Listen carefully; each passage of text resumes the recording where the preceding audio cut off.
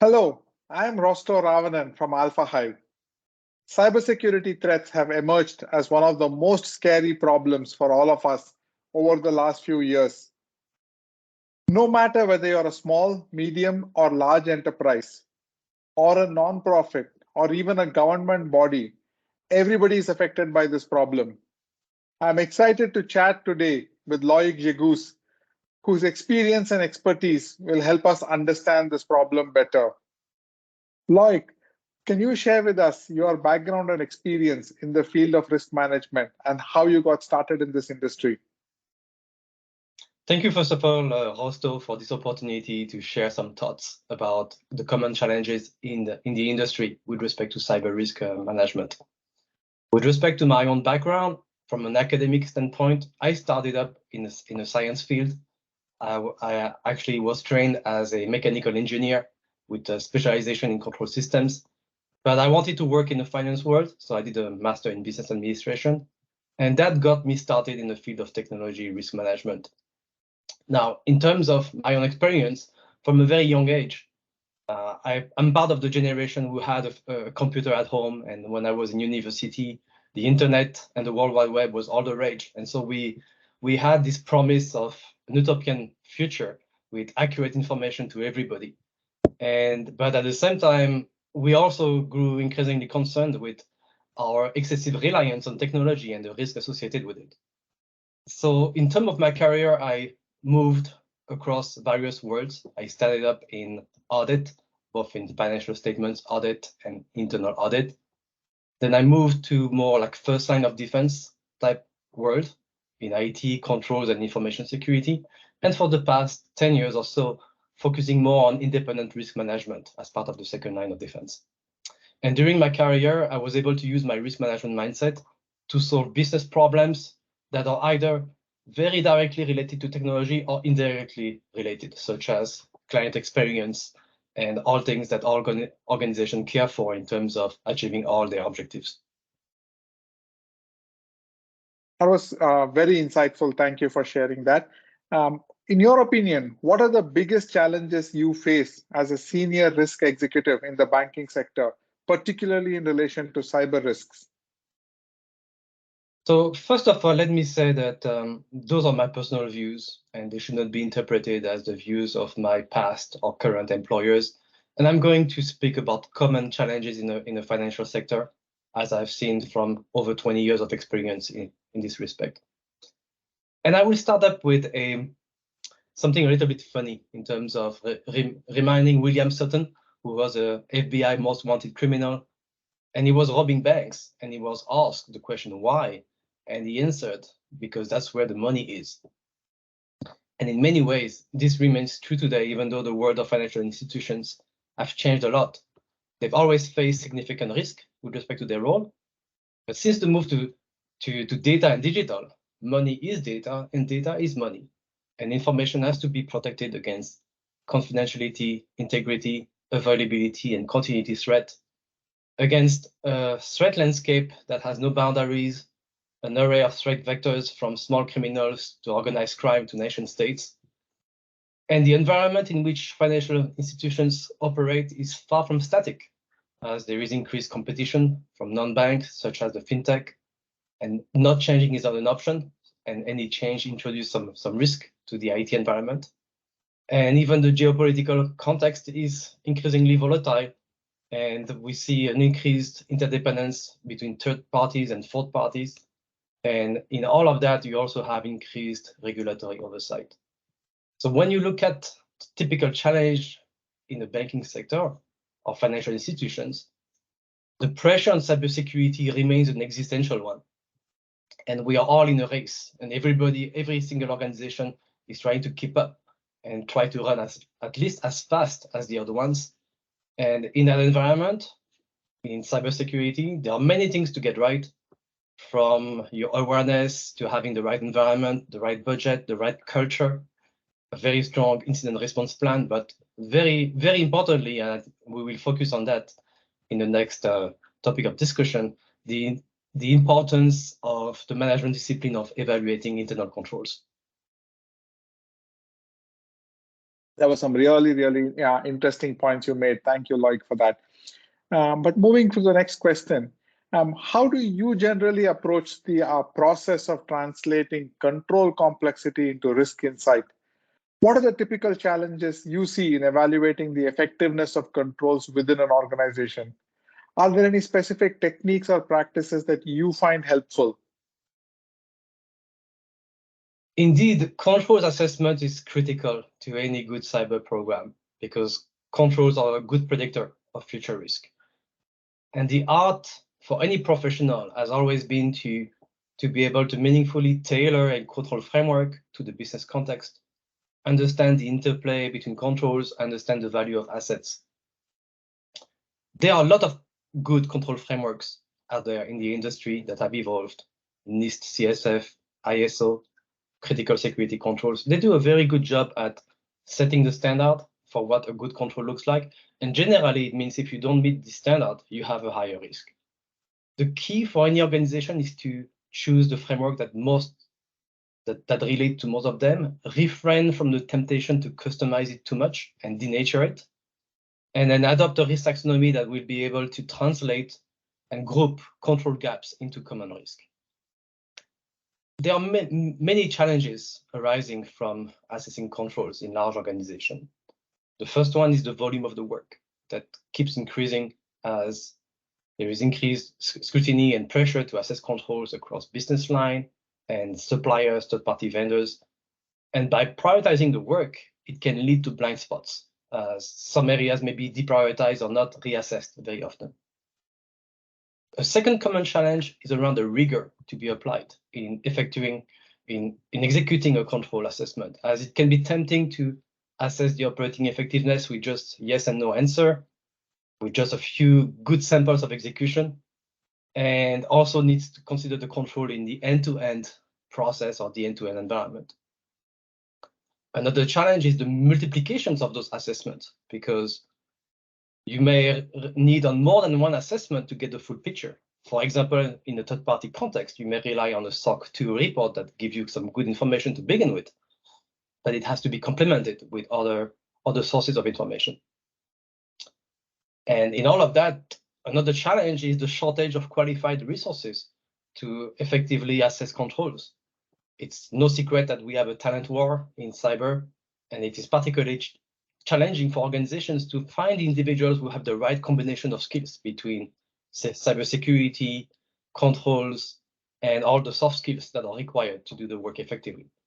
And last and not least, even if you have done all of that and addressed all the challenges, another challenge is to aggregate the conclusions of all the control assessment, because your aggregation is generally only as good as the taxonomy that you use and the quality of the data.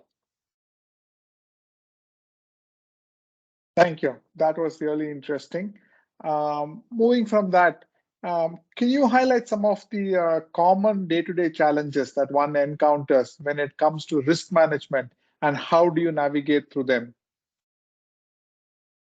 When it comes to cyber risk management, at the core, we think about the life cycle of risk identification, assessment, prioritization, treatment, and making all the good decisions about the risk that we are willing to take. This life cycle has to inform the governance and oversight of risk, and has to be able to be performed at many layers of the organization. That means it has to be executed at the micro level, but also we need to understand the big picture at the macro level, and to quote an analogy, see the forest from individual trees. And a common day-to-day challenge that the profession encounters with respect to cyber risk management is a measurement problem. As Peter Drucker famously said, only what gets measured gets managed. Said differently, you can only manage what you measure. And the common day-to-day challenge is really the objective measurement of the cybersecurity risk. Because even if, from what we discussed before, the organization gets it right in terms of assessing the controls, it's very difficult to aggregate all of that. So as a counterweight, organizations usually deploy additional techniques. And I will mention 4 of them. KPIs and KRIs, key performance indicators, key risk indicators, cyber maturity assessment, models and simulations, and qualitative assessments. And we will discuss rapidly those four. They all have challenges themselves. With respect to KPIs and KRI, this quest remains like the holy grail because the industry itself hasn't really reached consensus on common security metrics, because very often those security metrics are intended for security professionals and are designed by security professionals, and they tend to be more oriented towards the micro level. Cyber maturity assessments are very effective in terms of identifying areas of improvement, and there are many different ways to do it. But this exercise can easily become perverted into managing a score, and also tend to calculate an average score which can hide where the weaknesses are actually buried. Models and simulations is a very effective way to get a macro view, but this is still not something that is necessarily deployed other than the mandatory exercise to model operational risk capital. And in fact, it has the rigor around those models has sometimes prevented organizations to try different methods. And so there is hope that with the changes to the Basel IV framework, that organization will be able to test and try new methods and simulations to actually aggregate and simulate the overall exposure to cyber risk. And last, the qualitative assessment. Many organizations do this by plotting risk on a two-dimensional map of likelihood and impact. Unfortunately, there are very significant issues related to qualitative assessment, because it's very difficult to add the risk that you identified, and those methods are also prone to bias. Thank you. That was very, very insightful.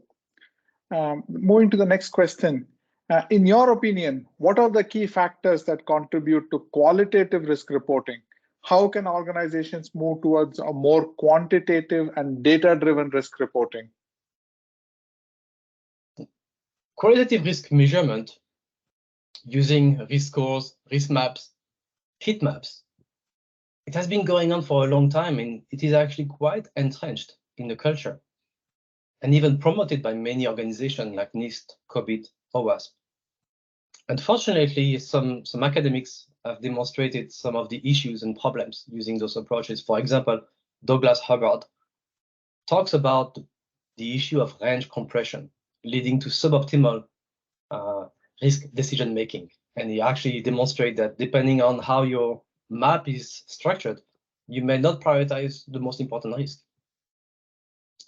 And while the industry recognizes that there may be an imperative to move towards more quantitative and data-driven, there is no clear silver bullet or no clear one solution that works.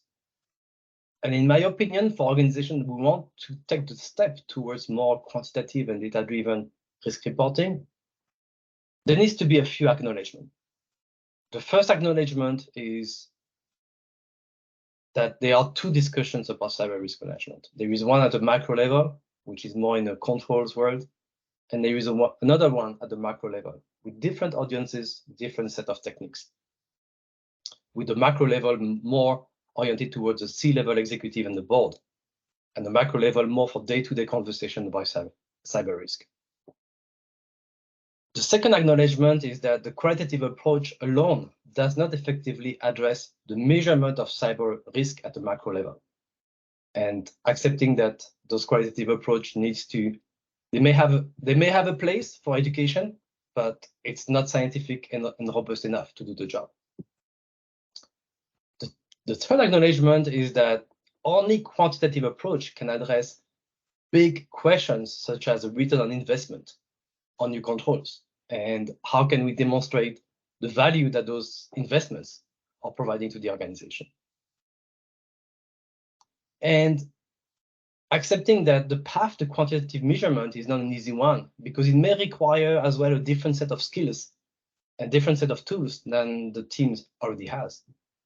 And the last issue and challenge that I will mention is that even the industry itself has not come up with a consistent language on the measurement of cyber risk.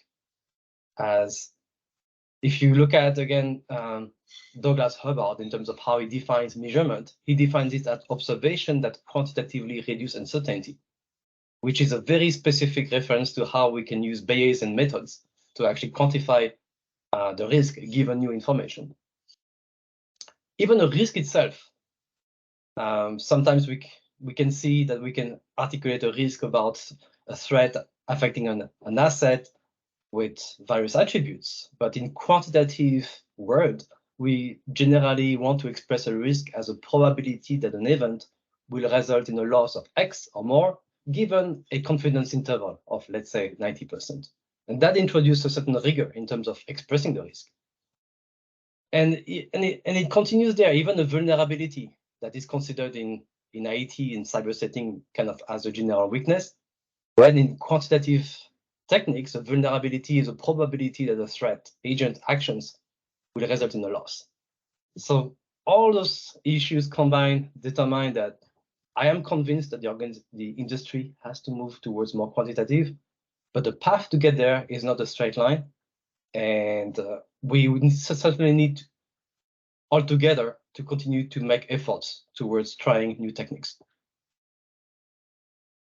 It was really, really useful to get your thoughts on that. Thank you, Loic, for sharing that. For the next question, in a lighter vein, I'll take you back to a comment that you made before. You said Will Sutton wanted to rob banks because that's where the money is. And in some senses, technology has made the job of the bank robber slightly less risky, because you can sit in the basement of your house and then rob a bank, and then you don't have the physical threats that like a real life bank robber would have. But I'm sure technology is also playing a part in the future of risk management too. What is the role that you see technology playing in the future of risk management? Are there any emerging technologies that you find particularly promising? So we are definitely in 2023, and the buzzword this year is really AI, artificial intelligence, and machine learning, both a threat and an opportunity. We know that as a threat, cyber criminals are already using AI to commit fraud, commit attack, either to impersonate individuals, deepfake technology, or armies of bots that attack organizations and create some denial of services. And also, luckily, AI is also used by the cyber professional to fight the bad guys and deploy technology that can identify unusual behaviors, or patterns on network, create honeypots to lure attackers. So AI is already a reality in terms of being able to both being a threat and an opportunity. And the advance of machine learning, and particularly large language models, as in 2023, we all talk about ChatGPT. It is very inspiring because it probably sets a promise that we may be soon able to automate a lot of things that are text heavy and require a lot of human judgment. Maybe a lot of that could be simplified and automated. As well as with AI and machine learning, we can see that in the near future, it might be possible to automate a lot of mundane tasks that are very tedious to do and sustain on a long period of time, such as the mapping of assets and threats and what it means in terms of the controls. So I'm quite hopeful that the advance in artificial intelligence and machine learning will help the cyber industry to move forward. And also, another thing is that I think this is quite good because it may lead to an increase in statistical literacy, because more and more we will be surrounded by models, and it creates very good and sane questions about challenging the validity of the machine's outputs. And this is going to foster, I think, a good climate to have good discussion about how to use this technology to the best. Very, very useful insights. Thank you. Last question for today. Based on your experience, what advice would you give to organizations looking to improve their cyber risk management practices and stay ahead in today's rapidly evolving threat landscape? So I will use some of the words I used earlier in terms of we are all in a race and we are competing and trying to keep up. In fact, in Canada, we have a joke about, imagine you are in the forest and with a group of friends, and you have a bear chasing you, and you wonder at what speed do you need to run. The answer is you only need to run faster than the other guy beside you to survive. And it has some bearing into the cyber world. And in today's environment, there is not a single technique that's gonna help save us. But I believe that any organization should invest a portion of their cyber risk management program to do two things: to help at the micro level, such as automate as much as possible the control work, because it can become very rapidly unsustainable, and the development of meaningful KPI, KRIs that, in my views, are well suited to monitor things at the micro level. And then secondly, at the macro level, embrace quantitative measurement, do some proof of concept pilots using simulations and models, as it might bring some new insights and new ways to think about risk and how to present and have conversation with the senior management. And those are my two thoughts in terms of what organizations should do in order to stay ahead of the race. Thank you. Greatly enjoyed this conversation, Loic. Thank you for sharing your experiences and your insights. Before we wind up, a quick comment about Alfahive. Alfahive makes understanding cyber risk more meaningful. We are a cyber risk automation startup that provides organizations with a SaaS platform to automate risk management, quantification, and prioritization of control improvements. Our platform enables organizations to achieve efficiency gains and cost savings by automating their cyber risk management decisions. Thank you for watching this. Stay safe.